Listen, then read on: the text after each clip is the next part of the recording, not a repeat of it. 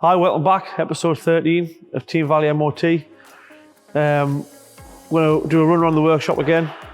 Been absolutely mental week again this week. There's a couple of parts started filtering through now for the G-Wagon. So the new smoke rear lights are here. They're about to get fitted. Hopefully they get fitted this afternoon. We've got some white indicators with a light smoke on them. Same for here. Changed them. We've also got the new mirrors, which have also got the indicator in. Not sure whether to try and blank them off and use the one in the mirror or keep them both. We were going to put the wheels on, but we've decided that just put them on last once I've had the bodywork and everything done. So like I say, everything started filtering through now, parts coming through.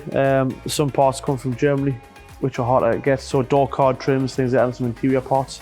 This little Corsa here, this is just in for MOT, so it failed on 2 rear cowl springs, pretty common on these. So once Andy's finished on that little Seat there, he's going to jump onto that one. 2 rear springs, we'll get on for a retest.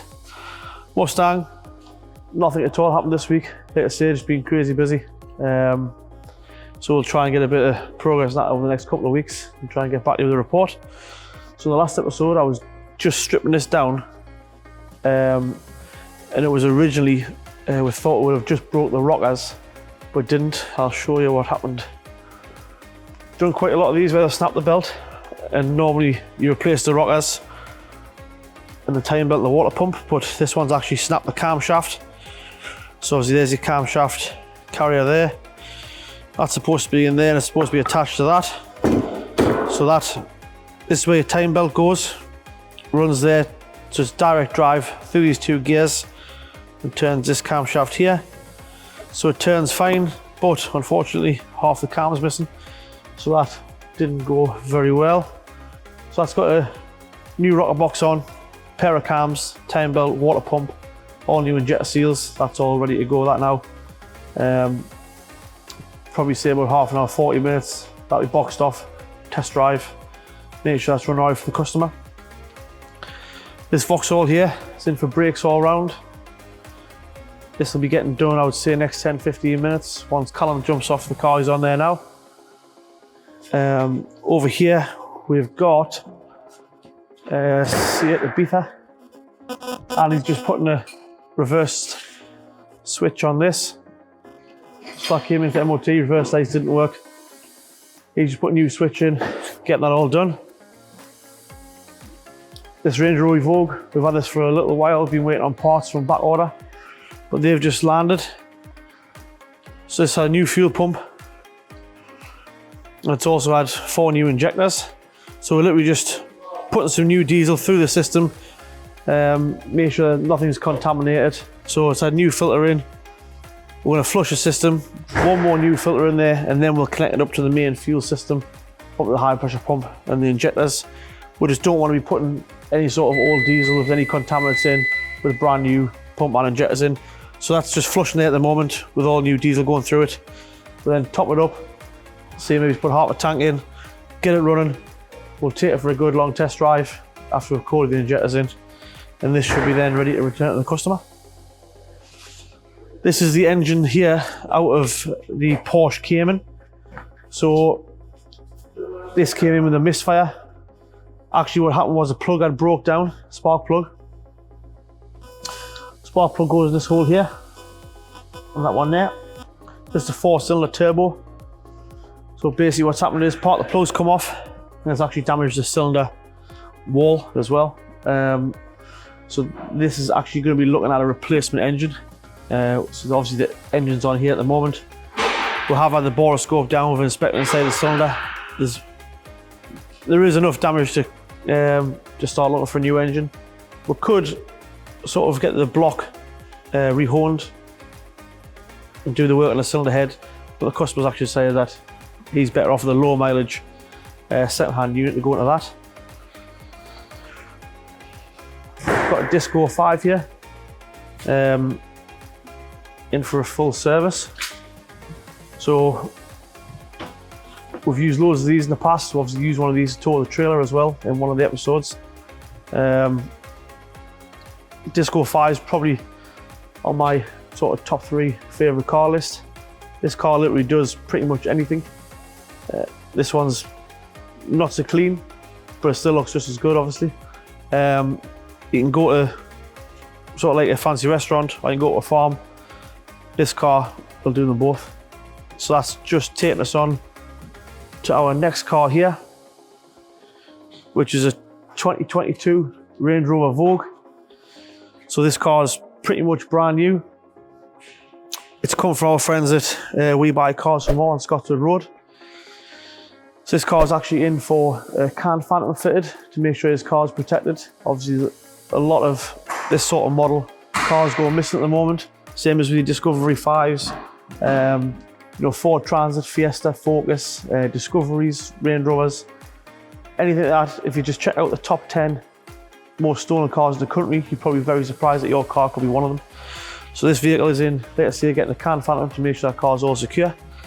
We're going to do a quick run around this vehicle and see what we like and what we don't. I don't think, to be honest with you, as much that I wouldn't like about this car. So they've brought the handles that they use on the Velar into this model. These ones feel a lot more sturdy than they did on the Velar. You got all your seat controls here and even memory seats on the driver's door card. This model's autobiography, as you can see. Currently got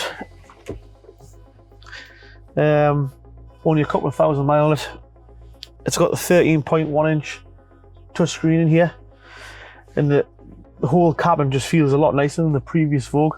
I think, obviously, moving on through the years from sort of like a Range, I've drove everything from a Range Rover Classic to this car, and every time they bring a new one out, obviously they're just getting better and better and better. How they're going to surpass this, well, I'm not quite sure, because some of the features in this car are really good.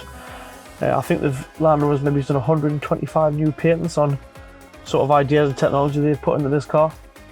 This is the 4.4 twin turbo V8, so it's a BMW power plant, 525 I think bhp, but it's absolutely silent on the road, but loads of power. So you know you sit in traffic at 40-50 mile an hour. Once you get on the national speed limit, it'll get you there straight away and beyond. So like I say, big touchscreen, totally different to the Range Rovers before. We used to have the separate panels on the previous model. This is now just the one which has got pretty much everything inside of it. So obviously you've got all your phone, media, sat nav, Apple CarPlay, and then your heat controls are back down here. These heater controls feel much easier to use than the previous model. They seem to have like put so much more effort into making this just easy. Just push the button, it does what it should do, rather than having to go through a menu to change it. Much easier. This car's got a full pan roof. It's got the leather headlining.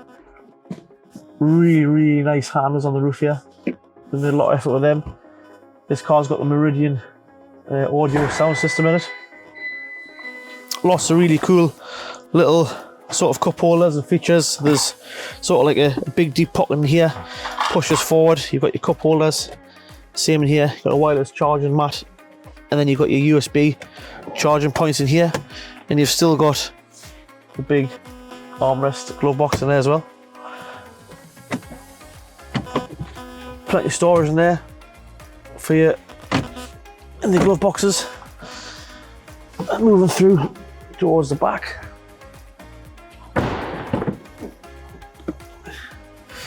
So in the back, I've got a seat pretty much all the way back there in the front. Loads of room here. You've still got your speakers here. And obviously you get to enjoy the pan roof in the back as well. Blinds in the rear, and you've also got the little menu here, so you can control which window or both windows. If you're going up and down, you control the blinds and the lights all from this panel on here. You've also got the electronic armrest here, so that's coming down here now.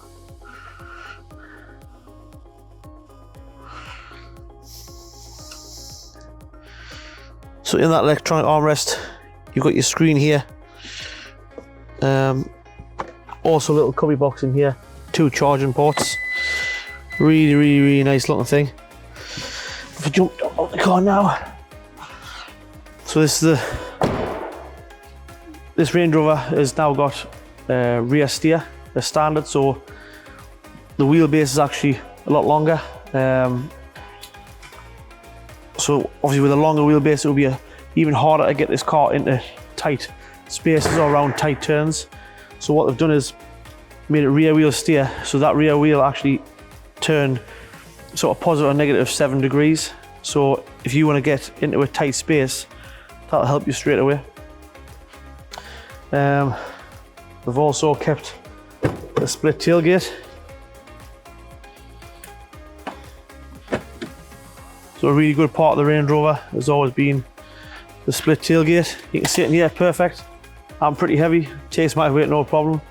So if you're either out with the kids, you want somewhere to change the kids, you're going shooting, you just want a 5-minute sit down, get all your gear in there. You've also got a control panel here as well. So I can lower and raise the rear seats and also put the tow bar up and down, and also lower and raise the rear suspension. So if I want to put something in that's a little bit heavy, I want the back suspension down, I can just use that panel there and go straight in. I've also got the Land Rover umbrella here, really nice little touch. And then to keep everybody, the prying eyes away, you can also put that down there like that.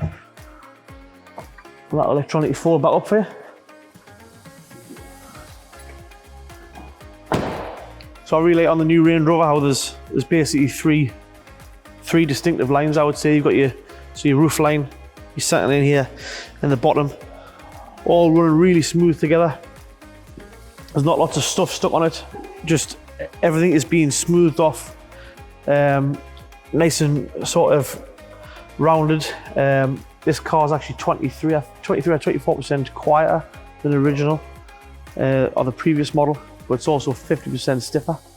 So if you notice here, there's no sort of like bulky sort of weather seals or anything. That bodywork just runs straight to the glass. Looks a lot nicer here, I think, with the full tints on. Also, it's got so adaptive front lights. Also got the one big mouth now for on the front, which I think is a much nicer design for the front bumper. It does help when you've got a short number plate. Keeps it looking nice and cool. Remember, if you do want a car like this, or any car, literally from a Fiesta to a Ferrari, just speak to We Buy Cars for more. I'm sure they'll be able to help you out down there. We're going to finish that episode there. But remember, we just need you to like, subscribe, and share our page across the social media platforms. That'd be great. See you next time. Cheers.